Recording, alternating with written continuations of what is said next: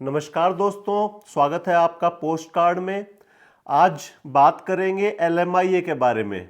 जैसा कि आप सब लोग जानते हैं कि कनाडा की सरकार जो इमिग्रेशन के अंदर जो लूप होल थे, जो कमियां थी, जिसका लोग गलत फ़ायदा उठा करके और इसको एक व्यापार के रूप में बदल दिया था, उस पे लगातार अपने चाबुक चला रही है।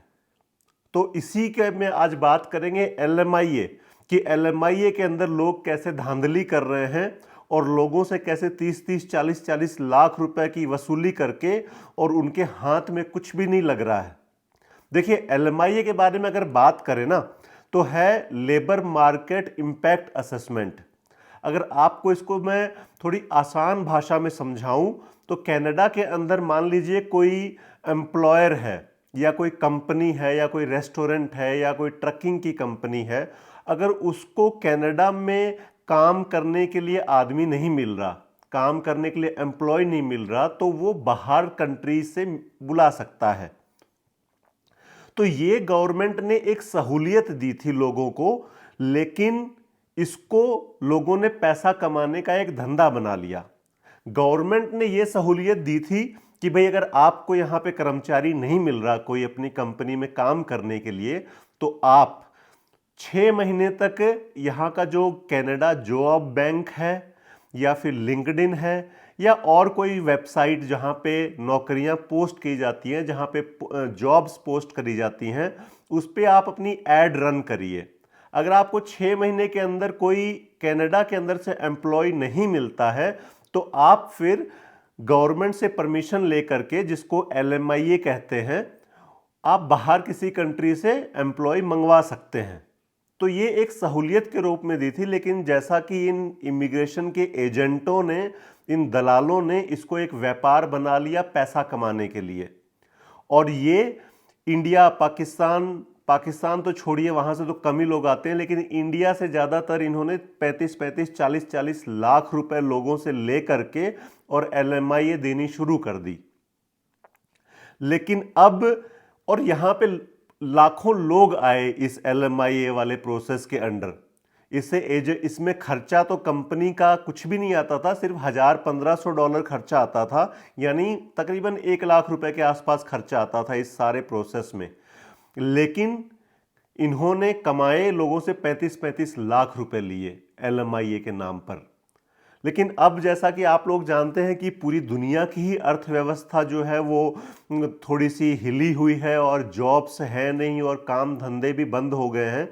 तो ये एलएमआईए वाला जो व्यापार है, अब इसके अंदर लोग परेशान होने लग गए हैं। मतलब कि 35 लाख रुपए, 30 लाख रुपए दे करके जो इंडिया से आया था या जो दुबई से आए थे, अब उनके लिए यहां पर काम ही नहीं है। लोगों को काम ही नहीं मिल रहा, क्योंकि कंपनियां जो हैं वो, उनके पास इतना व्यापार ही नहीं रहा है। ज्यादातर इस एलएमआईए के थ्रू लोग ट्रकिंग इंडस्ट्री में आए थे, लेकिन आप लोग जानते हैं कि ट्रकिंग तो वैसे ही कनाडा के अंदर बहुत नाजुक मोड़ से गुजर रही है। 20-20, 25-25 हजार ट्रकों वाली कंपनियां जो हैं वो बैंकरप्ट हो रही हैं, दिवालिया हो रही हैं।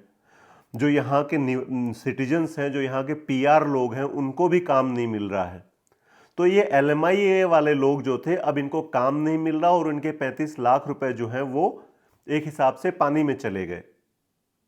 अच्छा, इसमें एक और सिस्टम ये था कि जो ये एलएमआईए वाले लोग आ रहे थे, इनको ये पैसे भी इनफ नहीं दे रहे थे। मतलब अगर नॉर्मल एक कैनेडियन बंदा जो है, जिस जॉब पे, जिस ट्रकिंग जॉब पे $25 या $30 घंटे के लेता है, ये जो एलएमआईए के थ्रू लोग आ रहे थे, इनको ये $18 या $20 देते थे।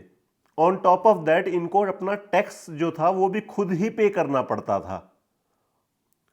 जो कंपनी का पार्ट है वो भी व्यक्ति को खुद ही पे करना पड़ता था सरकार को।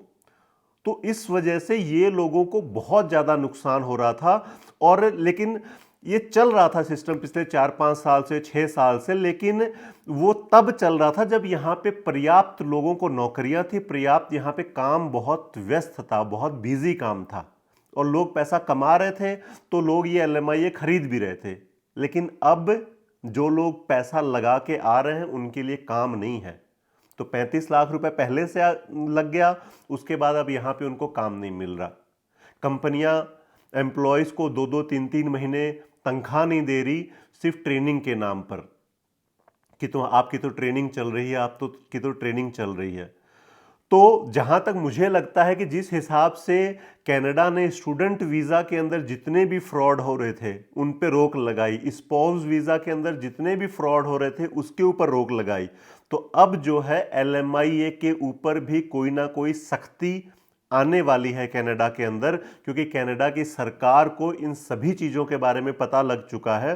तो मैं आप सब लोगों से यही हाथ जोड़ के विनती करना चाहूँगा कि अगर आप LMIA पे आने की सोच रहे हैं या आपने 30-35 लाख रुपए या 40 लाख रुपए में किसी से डील बना रखी है, तो अभी उस डील को कैंसिल कर दीजिए या उसको पोस्टपोन कर दीजिए, क्योंकि फिलहाल जो लोग LMIA पे यहाँ कनाडा में ऑलरेडी हैं उनको इनफ काम नहीं मिल रहा।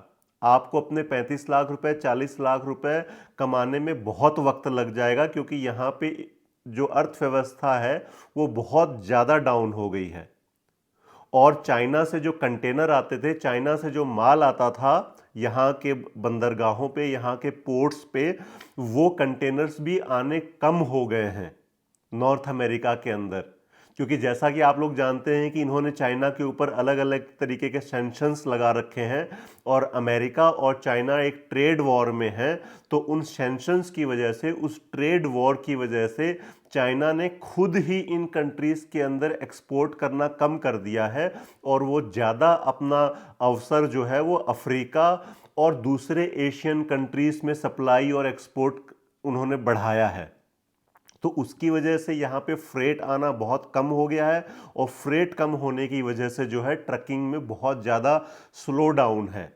ज़्यादातर वही कंपनीज ठीक ठाक काम कर रही हैं जो इंपोर्ट एक्सपोर्ट पे आधारित नहीं, निर्धारित है नहीं, उस पे डिपेंडेंट है नहीं।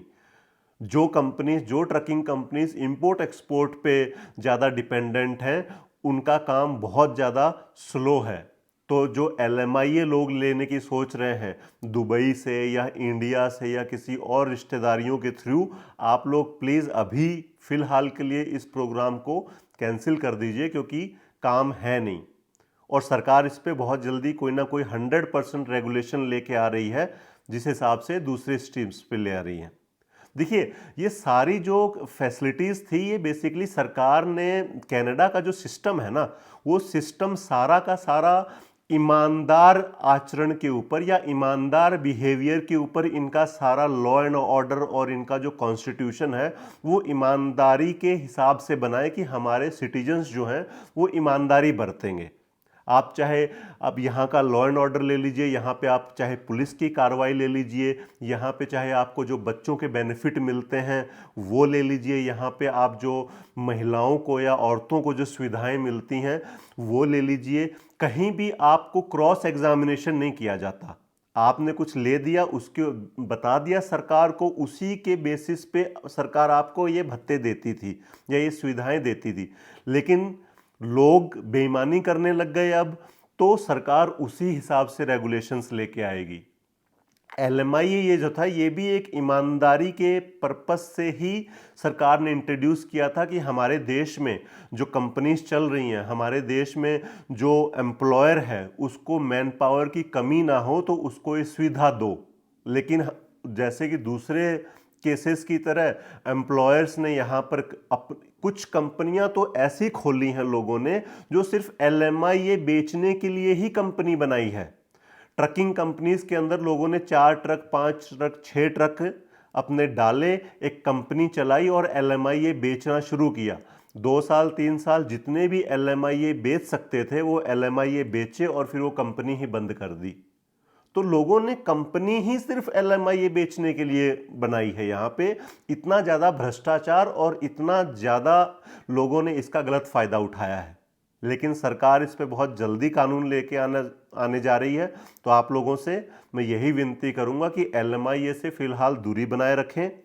और ये वीडियो आपको कैसा लगा आप कमेंट करके ज़रूर बताएं। और भी अगर आपके कोई सुझाव हो, आपके कोई सवाल हो तो कमेंट बॉक्स में आप लोग ज़रूर पूछें।